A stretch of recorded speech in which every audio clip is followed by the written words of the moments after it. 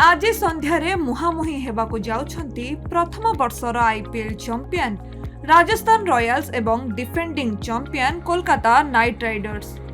तेबे चलित आईपीएल रो प्रथम मैच रे कोलकाता को पराजयर सामना करिबाकु पड़िछि।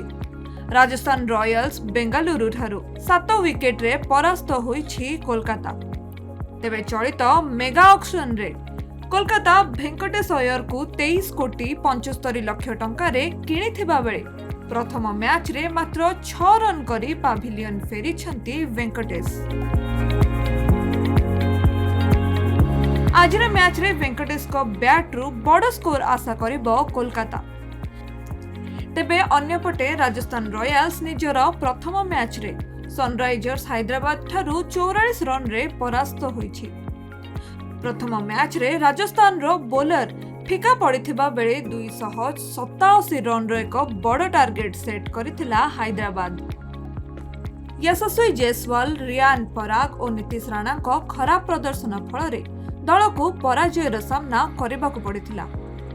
किंतु राजस्थान रो संजू सैमसन, ध्रुव जुरेल, सिमरन हेटमायर और शुभम दुबे भल फॉर्म रे थिबार नजर आसिथिले। तेबे आज दुई दल निजर प्रथम विजय हासिल करिबार लक्ष्य रे रहिबे। एही दुई दल आईपीएल इतिहास रे 30 थर मुहांमुही होइछंती। राजस्थान कोलकाता विपक्ष रे 14टी मैच जीतिथिबा बेले कोलकाता मध्य 14टी मैच रे विजय हासिल करिछि।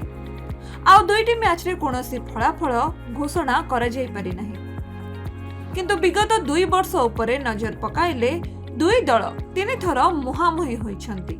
2024 रे गोटे मैच वर्षा पई बातिल होई जाइतला एवं अन्यटी राजस्थान 2 विकेट रे विजय हासिल करितला। सेहिपरि 2023 रे मध्य राजस्थान कोलकाता को 9 विकेट रे परास्त करितला।